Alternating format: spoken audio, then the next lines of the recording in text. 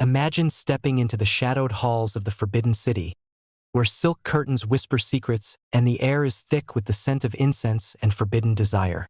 What if I told you that for over 2,000 years, China's emperors didn't just surround themselves with thousands of female concubines. They also kept young men as personal companions, lovers, and sometimes even political powerhouses. These weren't eunuchs or mere servants. They were called nanchong, male favorites, beautiful, trained, and utterly dependent on the emperor's whim. History tried to erase them, scrubbing their names from official records, downplaying their influence, and rewriting the past to fit a more proper Confucian image of straight-laced imperial virtue. But the disturbing truth refuses to stay buried. Today, we're pulling back the veil on the horrifying lives of these male concubines in ancient China, the ones who rose like meteors and fell like stones, their stories of power, passion, betrayal, and erasure that dynasties desperately wanted you to forget. Let's rewind to the Han Dynasty, around 200 BC to 200 AD, when these relationships weren't just tolerated. They were openly documented and sometimes celebrated among the elite. The great historian Sima Qian, in his Records of the Grand Historian, even dedicated an entire chapter to the biographies of the emperor's male favorites. He wrote bluntly, "It wasn't just women who could catch a ruler's eye. Courtiers and young men could play that game too. Out of the first 13 emperors of the Western Han, at least 10 had well-known male companions. These weren't hidden scandals. They were part of court life, blending intimacy with politics in ways that could make or break dynasties. But make no mistake, this wasn't some romantic fairy tale. These young men were often plucked from humble or desperate backgrounds, elevated overnight, and then discarded when the emperor's fancy shifted or death claimed the throne. Their defense was one of the few legal protections available to women at the time: pregnancy. Known as pleading the belly, it could delay execution. For Bonny and Red, it worked, temporarily. But most female pirates did not share their luck.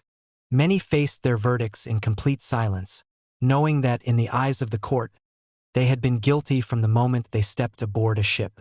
The final walk at execution dock. The river rolled silently past Wapping, but the roar of the crowd shattered the morning calm. Here, at London's infamous execution dock, countless pirates met their end. The British Empire made a gruesome example of piracy at this spot, and female pirates, though rare, were shown no exception. Under British maritime law, piracy was a capital crime. The Piracy Act of 1698 made it clear that those found guilty shall suffer pains of death. These executions were carried out by the Admiralty at a place deliberately chosen for its symbolism. Pirates would face their fate with the tide that had once carried them to freedom. Women guilty of piracy were sentenced with the same finality as men. The ritual was designed to humiliate and terrify. The condemned were led from prison and paraded through London in an open cart under heavy guard, surrounded by jeering crowds. Onlookers gathered not just to witness justice, but to see the empire's power made real in human form. Though fewer in number, the executions of women were no less brutal. Mary Critchett, who joined a crew of escaped convicts-turned-pirates in 1729, was captured near Virginia and tried in Williamsburg. Found guilty, she was sentenced to death and hanged without delay. No plea saved her, and no mercy was shown. These public punishments were meant to send an unmistakable message: piracy would not be tolerated, regardless of gender. The bodies of the worst offenders were sometimes displayed as a grim warning. For women, the intention was the same: to turn a legend into a lesson, sacrifice to uphold the order of the empire. Public humiliation and physical punishment. Before the final sentence, many female pirates endured another form of suffering. Corporal punishment was frequently used by naval authorities and colonial governors to inflict both pain and public humiliation. For women who had dared to take up arms and command men, this punishment carried an extra layer of spectacle. Their suffering was turned into a public display meant to reinforce the boundaries they had crossed. In 1720, after their capture, and Bonny and Mary Red were reportedly held in harsh conditions and subjected to cruel treatment even before their trial. Across various colonies, female pirates were often subjected to physical punishments as part of their sentencing or to extract confessions. For the authorities, these punishments served two clear purposes: deterrence, and degradation. Women who had commanded respect on the high seas were brought low before the public eye. It was not just about justice, it was about control. The message was delivered with precision. No woman could defy the order of the world without facing severe consequences. The quiet erasure, servitude, and disappearance. Not every captured female pirate was led to the gallows. In some cases, particularly in the colonial ports of the Caribbean and the Americas, women vanished into other fates. Instead of execution, they were forced into lives of servitude or coerced labor.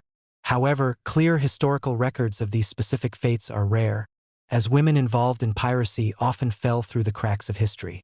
In Spanish and Portuguese colonies, where the lines between piracy, privateering, and slavery often blurred, captured women found aboard pirate ships, especially those of African or indigenous descent, were sometimes treated as property rather than prisoners.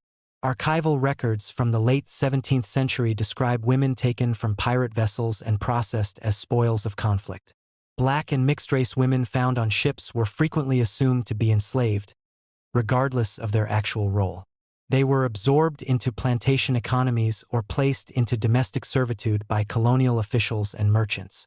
The historical records rarely distinguish between female pirates and other women found on captured vessels, making the full picture difficult to trace, but the pattern of forced servitude was widespread. What we do know is haunting. For many women, capture did not mean a documented execution. It meant disappearance into households, plantations, or ships' holds, stripped of their identity and their story. A quiet erasure, recorded not in court verdicts, but in silence. The forgotten prison hulks. For some captured women, the end came slowly, far from public view, aboard decaying prison ships. These floating prisons were never designed for long-term human confinement. Yet, as jails overflowed in the 18th century, the British Navy turned decommissioned warships into holding places for pirates and rebels, and sometimes women were among them. While specific records of female pirates dying on these ships are limited, the broader reality is undeniable. Captured women were often confined in the same horrifying conditions as men. These vessels, stripped of their sails and left to rot, were moored in harbors like Portsmouth, Plymouth, and Kingston, Jamaica. Conditions below deck were appalling. Prisoners were shackled in cramped, dark, and unventilated spaces. Disease spread rapidly, and food was scarce and often spoiled. Women on these ships were particularly vulnerable, facing severe mistreatment that rarely made it into official reports. Lacking both rights and recognition, they were often left out of the records entirely. On these silent decks, history did not record their names. It recorded their absence. And in that absence, the fate of many female pirates was sealed, forgotten not by accident, but by design. Their punishments were not just legal sentences, they were instruments of fear, gendered power, and imperial control. The fate of female pirates reveals just how deeply the maritime world feared women who defied its strict order. These stories still echo in the silence of the prison ships and in the shadows of the gallows. What does their erasure from history say about power, about justice, and about who gets to be remembered? I'd love to hear your thoughts in the comments below. As the ancient historian Tacitus once wrote, "The more corrupt the state, the more numerous the laws."